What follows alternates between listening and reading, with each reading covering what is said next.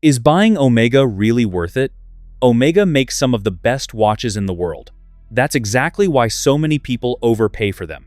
Every year, somebody buys an Omega and loses money before they even step out of the store. And that's the uncomfortable truth about Omega in 2026. Some references are quietly becoming bargains. Others are financial sinkholes disguised as luxury watches. Today, I am breaking down 14 Omega models and the real numbers behind them. I'll tell you about the retail price, secondary value, and which watches the market still believes in. Let's begin. 14 DeVille Trésor Coaxial 40mm. There's a collector type who buys the Trésor and tells nobody. Slim case, restrained dial, caliber 8804, automatic with a silicon balance spring. What's inside is impressive. META certified, resistant to magnetic fields up to 15,000 Gauss, accurate to 0 to 5 seconds per day. That's not a specification inherited from a component supplier. That's certification from the Swiss Federal Institute of Metrology, earned by sending movements through a 48-hour real-world test protocol that most watchmakers don't attempt. The engineering is serious. The styling is quietly serious. And the secondary market treats it like it doesn't exist. Retail in the United States is around $9,400. Pre-owned clean examples move between $5,800 and $6,400. That's a 32 to 38% haircut the moment a new owner walks out of the boutique. Not because the watch is bad, because dress watches don't have the communities that dive watches do. There's no Trésor forum thread running 400 posts deep about strap choices. Nobody is posting wrist shots of a Trésor at a barbecue and getting 47 comments about the crown design. Picture the buyer who receives one as a gift.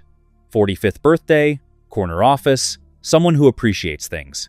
He wears it twice to board meetings and then switches back to the AP he bought himself. The Trésor goes in a drawer. 2 years later, it appears on Chrono 2.4 for $5,900 because he needs the box space. The Trésor's problem isn't the watch. It's the invisibility. In an era where watch collecting happens partly in public, a watch with no community around it has no floor protection. The moment the secondary market doesn't care about a reference, the secondary market will tell you clearly, with price data, how much it doesn't care. Remember that drawer. We'll return to what it means. The Trésor is invisible by design. The next watch is famous for the opposite reason, and it still loses value just as hard. 13 Speedmaster Moonwatch Professional, 18K Moonshine Gold. Omega calls Moonshine Gold a proprietary alloy, and that's accurate. It's paler, harder, and more resistant to fading than standard 18-karat yellow gold. They developed it at their Biel facilities because conventional gold loses its finish quickly under daily wear. Moonshine holds the color and the surface longer. It's a real material innovation, not a trade term with a trademark attached. The Speedmaster wearing it retails at $49,300 in 2026. Imagine that price for a watch whose case and movement architecture are identical to the $7,800 steel version sitting next to it in the boutique window. The caliber 3861 inside is the same. The 42mm case shape is the same. The crystal is the same. What you're buying for that additional $41,500 is material choice and the right to feel differently about it. On the secondary market, comparable Moonshine Gold Speedmaster references trade between $32,000 and $38,000, depending on configuration and condition. That's a 30 to 35% gap. At this price point, those percentages represent $11,000 to $17,000 evaporated on the first transfer. The cycle that produces that gap is worth understanding clearly. The people who buy Moonshine Gold Speedmasters at retail are predominantly not serious collectors. They're milestone buyers. Someone turned 50, closed a deal, wanted to spend money in a way that would be remembered. The secondary buyers who know what they're doing look at the data and buy pre-owned. That cycle reinforces itself. The more premium buyers exit the boutique at full retail, the more pre-owned inventory accumulates on Chrono 2.4, and the floor drifts lower. The watch is beautiful, worth saying plainly. But whether $49,300 buys something qualitatively different from the steel version is a question only you can answer. Gold references bleed money at the exit. The next watch proves you don't need precious metal to lose 30%. 12 Seamaster Planet Ocean, 600M steel, 44mm. That's the number that ends the conversation for most people before it starts. The Planet Ocean is a proper tool diver. Helium escape valve, unidirectional ceramic bezel, caliber 8,900 with coaxial escapement, rated to 600 meters of water resistance. It's the kind of watch you'd actually use underwater if you were the kind of person who goes 600 meters underwater, which is roughly the population of technical divers and commercial saturation operators. A group that probably numbers in the low tens of thousands globally. Everyone else is buying a depth rating they'll never test, and a watch that was designed for a use case that doesn't apply to their lives. At retail, it costs $7,500. Secondary market data puts it between $4,900 and $5,400, a 33 to 35% drop. The liquidity is acceptable. It does sell. But it sells more slowly than the 300-meter version because the buyer pool is smaller. 44 millimeters eliminates a significant portion of buyers before they try it on. Smaller wrists can't wear it comfortably. In most professional environments, it reads as too large. And in the pre-owned market, buyer pool size is what keeps floors from sliding. There's a dealer who described the Planet Ocean as the watch that gets bought by people who read dive watch reviews and gets sold by people who actually wear watches daily. That's probably 60% accurate. The other 40% bought it, loved it, and let it go for reasons that had nothing to do with fit. Buy it pre-owned at $4,900 and you've got one of the most capable dive tools a Swiss manufacturer produces. The engineering argument is unimpeachable at that entry point. The Planet Ocean is too much watch for most wrists. The next one is too much watch for almost every occasion, and it costs nearly twice as much. 11 Seamaster Planet Ocean Ultra Deep. The case material is called Omega Steel, and Omega developed it as a high-yield stainless steel alloy with twice the tensile strength of standard 316L. It was built for a specific purpose.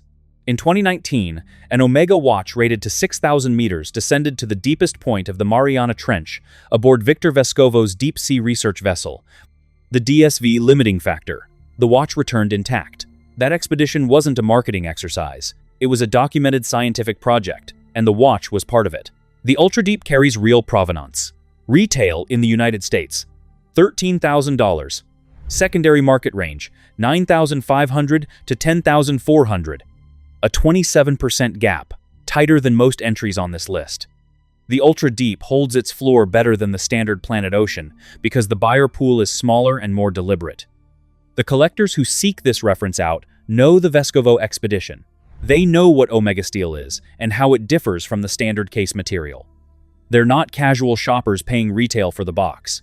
So $13,000 into $9,500 is still a loss. But it's the most disciplined loss profile on the large Planet Ocean variants. One observation that stays with me. The Ultra Deep is rated to 6,000 meters. The deepest recorded human ocean dive by Vescovo himself in a pressurized vessel reached 10,928 meters. The watch can theoretically survive pressures no human could endure on their own. That engineering sits at the edge of what mechanical watchmaking can do in terms of case construction. It belongs somewhere in the conversation about what these objects actually are. Engineering provenance holds value better than marketing does. The next watch is technically strong too, and the market still hasn't decided what it's worth. 10 Seamaster Aqua Terra, 150 m41 millimeters. The Aqua Terra is the easiest Omega to wear and the hardest to sell. The vertical brushed teak dial pattern is either elegant or fussy, depending on who you ask. That disagreement has existed since the reference launched, and it hasn't been resolved. The movement inside is not debatable. Caliber 8,900, Metis certified, 55-hour power reserve, coaxial escapement. A serious movement in an approachable and versatile package. Watch charts. March 2026 data. Secondary market value $4,189 against a retail value of $7,100, a 41% drop. This is where the GATA theory breaks down in practice.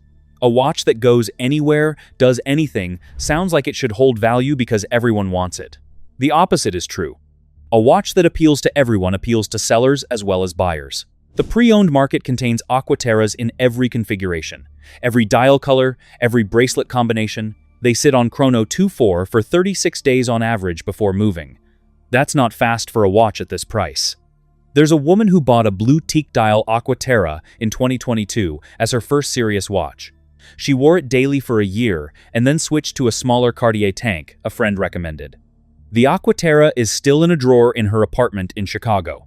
She'd sell it, but the price she's seen on Chrono 24 would feel like admitting something, so it stays. Buy one pre-owned, and the maths change significantly. You're stepping in after the first buyer has already absorbed that 41%. From $4,200, the Aquaterra makes a real case for itself. An elegant, accurate, versatile Swiss watch that works at the office, on a yacht, at a dinner table, and doesn't ask you to think about it once you own it. That's worth something. Just not $7,100 new. The Aquaterra bleeds value because it's everywhere. The next watch bleeds value for a different reason. The market hasn't decided what to do with it yet. 9. Constellation Observatory, 39.4 millimeters. Certain watch launches arrive with almost no coverage and develop a following anyway. The 2026 Constellation Observatory relaunch is attempting exactly that. 39.4 millimeters, Omega steel case, and an automatic movement, a deliberate departure from the automatic calibers that now dominate the line. Omega is betting that a segment of the market wants a dress watch that requires a daily winding ritual. They may be right. You'll spend $10,900 on retail. Early pre-owned data is thin but suggests the market is absorbing it at roughly 10 to 12% below retail, which is tighter than almost anything else on this list. That gap will widen as boutique supply normalizes over the course of the year. Right now, the early collector interest is genuine, and the reference is distinct enough to hold attention through the launch window. The Constellation line has been aesthetically polarizing since the four-claw bezel arrived in the 90s. The observatory steps away from that design element and returns to a cleaner case profile. Whether that's the right commercial move, the secondary market will tell us before the year ends. It usually delivers that verdict faster than the press does, and faster than the brand expects. Buying a debut reference carries a specific kind of risk that established references don't. You're betting on the story holding up without the benefit of years of data to confirm it.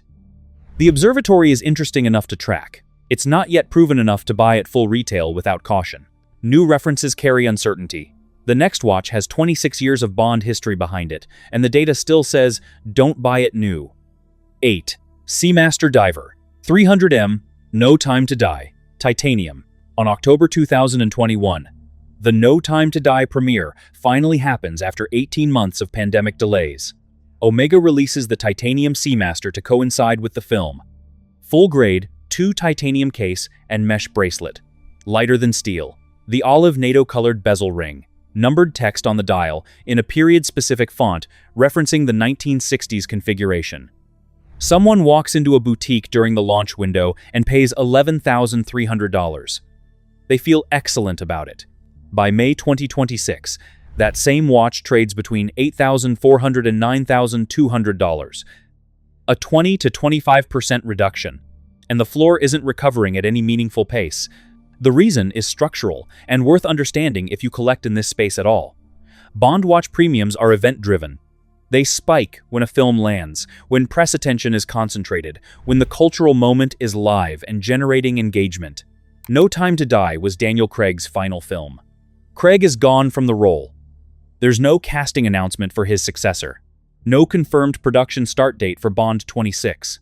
Without the event cycle, the premium cycle dissolves with it. The watch is excellent on its own terms. Titanium construction at this price tier is rare in Swiss watchmaking, and the caliber 8800 inside it outperforms most movements in its price class on measurable criteria. But excellent isn't enough to fight a quiet narrative cycle when the cultural moment that created the premium has passed. If you've been watching this reference, the current secondary floor is probably close to where it stabilizes absent a major franchise announcement. A Bond casting announcement changes the calculation immediately. In either direction, media cycles move watch premiums more than movements do. The next watch proves the opposite. Its premium exists because of what it's literally made of. 7. Speedmaster Dark Side of the Moon, Apollo 8, 44.25 millimeters of ceramic. The entire case is black zirconia ceramic. Not just the bezel, not just the crown guards, the full case construction.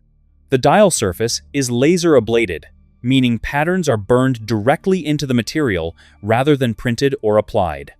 The specific texture references the lunar terminator, the boundary between light and shadow on the moon's surface, as observed during Apollo 8's December 1960 Wright mission. Frank Borman, Jim Lovell, and William Anders became the first humans to orbit the moon on that mission. They read Genesis from lunar orbit on Christmas Eve. The watch references that specific moment. It costs $14,300 in retail. On the secondary market, it costs $11,500 to $12,800. A 10 to 20% gap, relatively tight for a watch this specialized. That tightness is structural. The dark-side buyer knows what they want before they walk through the boutique door. They've researched the ceramic case process, the laser ablation technique, and the Apollo 8 connection. That concentrated, committed buyer pool keeps the secondary floor from collapsing the way it does on watches, where the buyer is less specific. $14,000 is still $14,000. The secondary market will almost always find you a better entry point than the boutique will. But the gap here is smaller than you'd expect for something this specialist. And that's meaningful data about who buys it and how seriously they want it. Ceramic holds its floor when the buyer community is specific. The next watch shows what happens when a colorway becomes its own cultural object. 6 Seamaster Diver, 300M, Seaweed Green. Some watches win the color lottery. The Seaweed did. The dial has a specific depth to the green, not bright, not muted, but something between forest and deep water in a way that photographs well and wears even better in person. It's become the 300M reference for people who want to own one Seamaster and stop thinking about it. The bracelet is the same 3-link steel construction as the rest of the 300M line. The case dimensions are identical. But the colorway does something to the overall composition that the blue and black references don't quite achieve. It reads as more considered, more personal, harder to place by decade or trend. Watch charts, February 2026 data. Secondary market value, $4,779, against a retail value of $6,700. A 28.7% reduction, the tightest gap of any standard production steel 300M colorway currently tracked. It ranked in the top 3% of all Omega watches by sales volume in January 2026, with 38 recorded secondary sales in that single month. The Seaweed holds its floor because demand is consistent and the buyer community is attached to this specific reference. People who buy it don't sell it casually. Median time to sell on the secondary market, 17 days. That's fast, and fast means the buyers are ready before the sellers have finished writing the listing. There's something specific about how the Seaweed sits on a wrist at 38 degrees Celsius in a hot market or a restaurant that the blue and black references don't quite replicate. It absorbs light differently in heat. Some watches are context dependent. This one isn't. It just works. In most lights, in most situations, in a way that's harder to explain than a spec sheet suggests. Is it the smartest financial choice on this list? No, but it's the closest thing on here to a watch where both the emotional and financial arguments align. That's rarer than it should be. The Seaweed is the emotional choice that passes the financial test. The next watch is the financial choice almost nobody talks about loudly enough. 5 Seamaster Diver, 300M, coaxial steel, black dial, 42 millimeters, steel case, steel bracelet, black ceramic unidirectional bezel with aluminum diving scale, wave-patterned black dial. Caliber 8800. METAS certified, 55-hour power reserve, resistant to magnetic fields reaching 15,000 Gauss. The bracelet alone costs Omega more to manufacture than many Swiss competitors spend on their entire movement assembly. Watch charts April 2026. The secondary market values the watch at $4,265, retail $6,700, a 36.3% drop. That means the Diver 300M sold at the average secondary price took just 17 days to find a buyer, faster than 92% of watches tracked on the platform. The floor is depressed, but it's not thin. There's genuine demand. There's just too much supply chasing it. What that price actually means in concrete terms, $4,265 buys one of the most technically advanced production dive watches built by a Swiss manufacturer. It outperforms a Tudor Black Bay on movement specification. It outperforms most Breitlings at this secondary price point. It carries METAS certification that Tag Heuer and Longines don't offer on comparable references at this tier. You're getting serious watchmaking at a price that competitors can't reach at retail, because Omega's boutique structure has priced the new version beyond reach for a significant portion of buyers, flooding pre-owned supply. As a result, that gap is not only a warning, it's also an opportunity, if you're buying for the right reason. Which of these have you owned? Drop it below. The data is useful, but forum collectors consistently know things the charts can't capture. The spec argument for the pre-owned 300M is almost airtight. The next watch gets stranger. It is a limited concept that almost became a commodity, except it didn't. Before we move on to the next part, let me tell you this. Most people don't realize this, but buying a watch the wrong way can cost you thousands, and you won't even notice it until it's too late. You walk into a store or browse online, and everything looks the same, but behind the scenes, there's a system. Prices aren't always fair, availability is controlled, and one bad decision can leave you overpaying for something that doesn't even hold its value. That's why I created a complete free insider guide to buying watches. Inside, you'll find the best watches to buy, the watches to avoid, and how to choose a watch that actually fits your style and budget long-term. The goal is simple. I'll help you stop guessing and start buying smart. You'll find the free guide in the pinned comment and description. Now, let's move on to the next part. 4. Speedmaster Professional Hesalite. In 1969, the Hesalite crystal was selected for the flight-qualified moonwatch because it doesn't shatter. If a sapphire crystal fractured under pressure change in the spacecraft, the shards would be dangerous in a contained environment. Hesalite, a form of acrylic that Omega developed in the 60s, deforms rather than fragments under impact. It scratches more easily than sapphire. It also doesn't produce debris if it breaks. NASA chose the Speedmaster for lunar missions after rigorous testing in 1965. They evaluated 11 watches from multiple manufacturers. The Omega was the only one to survive every test. Crystal material was part of what they were evaluating. That's the heritage case for the Hesalite version, and it's a legitimate case based on documented history, not brand mythology. The movement inside, caliber 3861, is the modern evolution of the caliber 321 that flew on Apollo. It's identical to what's in the sapphire sandwich version of this watch. The case is identical. The hands, the dial, the lug shape, the crown. The only meaningful difference is the material separating your eye from the dial. In retail, it prices at $7,800. Secondary market, you'll approximately $6,000 to $6,400. An 18 to 23% gap, more stable than most entries on this list. The Hesalite buyer community is deeply specific. WatchUseek and WatchCrunch forums run multi-hundred post threads debating crystal choice. These are not casual buyers who stumbled into the reference. They chose it deliberately, researched it thoroughly, and tend to keep it. Buy it pre-owned, and you're entering a community that knows exactly what it owns. That's a more stable secondary floor than you get from buyers who picked something because it photographed well. The Hesalite buyer knows the history cold. The sapphire sandwich buyer sometimes doesn't know what they're paying extra for. The secondary data reflects that difference precisely. 3. Speedmaster Professional Sapphire Sandwich. Both sides sapphire. The dial visible through a flat sapphire crystal from above, the movement visible through a sapphire caseback from below.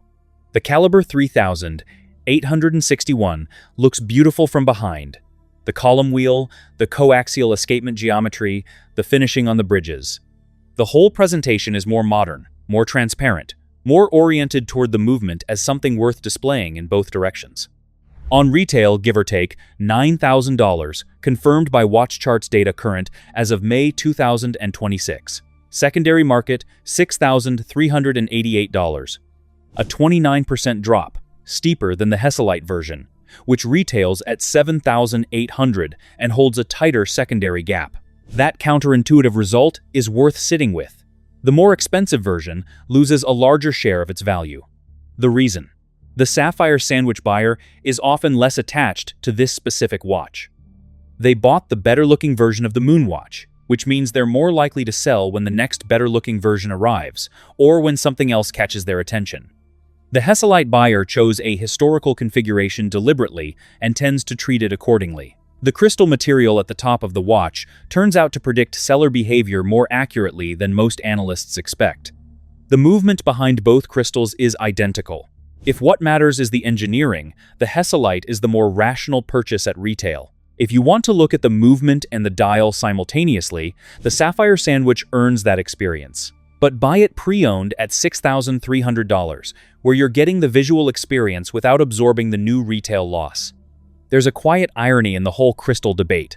The watch that went to the moon had acrylic. The version that lets you see the movement that descended from the moon watch has sapphire on both sides. The more technologically advanced presentation costs more and loses value faster. The more historically accurate version is cheaper and holds better. The market, in this case, agrees with the historians. Two versions of the same movement, two different secondary floors, one counterintuitive outcome. The next watch defies the entire logic of this list, and almost nobody predicted it. 2 Seamaster Diver 300M chronograph. 007 First Light. This one is different. Different from everything else on this list, and different from anything Omega has done with the Bond franchise in 31 years. Announced the 21st of May 2026, and timed to the worldwide launch of the 007 First Light video game from IO Interactive, the studio behind the Hitman series, in partnership with Amazon MGM Studios. The game drops May 27 on PlayStation 5, Xbox Series X and S, and PC. It tells an original standalone story of a 26-year-old James Bond earning his 007 status for the first time. At the center of the game's missions is a Seamaster Diver 300M chronograph, functioning as a hacking device, with a laser-equipped strap that Bond uses to progress through objectives. The subdials have interactive roles during gameplay. It's the first time in any Bond media, film or otherwise, that a watch complication has served a direct narrative function during play. The physical watch. 44mm. Stainless steel. Polished black ceramic bezel with white enamel diving scale and matching ceramic pushers. Black ceramic dial with a PVD bronze-gold subdial ring at 3 o'clock. Powered by caliber 9900. With small seconds at 9 o'clock and 60-minute and 12-hour recorders at 3.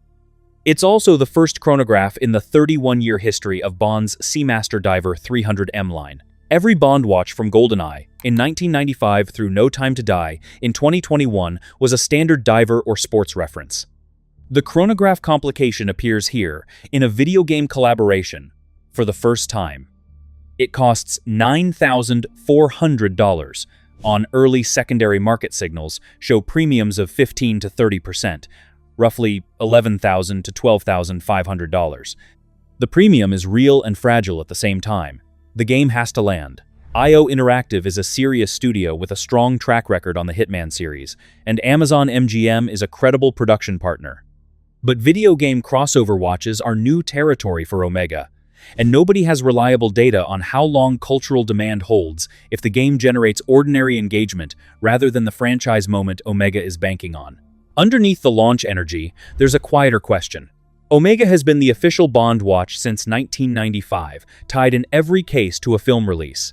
This is the first Bond watch with no film attached, no casting announcement for Bond 26, no production timeline. A video game. Whether that's smart franchise diversification or a sign that the film side of the franchise is quieter than anyone is saying publicly, the answer arrives over the next 12 months. Buy it if you understand what you're paying for. Don't hold it expecting the premium to behave the way film-era Bond watches have historically behaved. A video game drives a luxury watch premium in 2026. Only one entry on this list trades above retail, and it has nothing to do with a launch event. One Speedmaster Moonwatch Professional White Lacquer Dial. This shouldn't happen. A regular production Omega. Not limited, not numbered, not restricted to VIP allocation, available at any authorized dealer, consistently trading above its own retail price on the secondary market. But it does.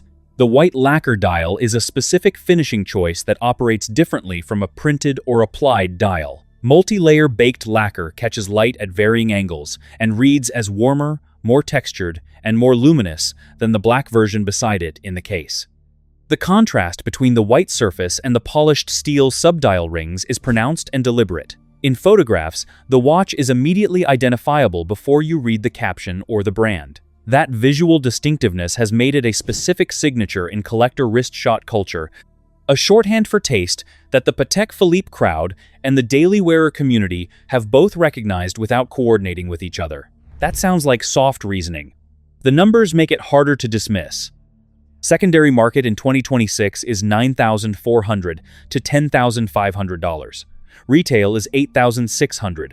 That's a 10 to 22% premium above what an authorized dealer charges for a watch. You can, theoretically, walk in and order today. The gap exists because the boutiques don't always have it. Persistent wait lists, not artificial constraint in the Rolex sense, but genuine production limits on a lower volume dial variant, keep supply tighter than demand. When the market consistently wants more than retail supply provides, buyers pay above retail. That's not manipulation. That's the basic mechanics of scarcity working as it always does, in every category, in every market. Is it a long-term store of value in the way a vintage Rolex reference, or a Patek Philippe Calatrava is? Probably not. The white lacquer dial doesn't have 50 years of appreciation data behind it. It hasn't been tested through multiple market cycles. But in May 2026, it's the one entry on a list of 14 where buying new doesn't automatically feel like absorbing a guaranteed loss before you reach your car. There's also a subtler point worth making. The white lacquer Speedmaster achieved its secondary premium without any of the mechanisms collectors usually attribute premiums to. No numbered certificate, no box set exclusive, no boutique waitlist drama, no limited allocation press release. It's just a watch that a specific portion of the collector community decided was the right one, consistently, over time. When a premium builds that way, organically, from collector preference rather than manufactured scarcity, it tends to be more durable than the kind that gets engineered by a marketing team. On a list where that statement is almost universally false, that distinction carries real weight. The pattern across all 14 is consistent. Omega builds excellent watches at every price point in this guide. The secondary market, consistently and without sentiment, delivers the same response. Retail is almost never the right price. If you've been sitting on an Omega purchase and couldn't decide between the boutique and buying pre-owned, drop your pick below. Which one and what finally made the decision for you? Let me know as you like this video and subscribe.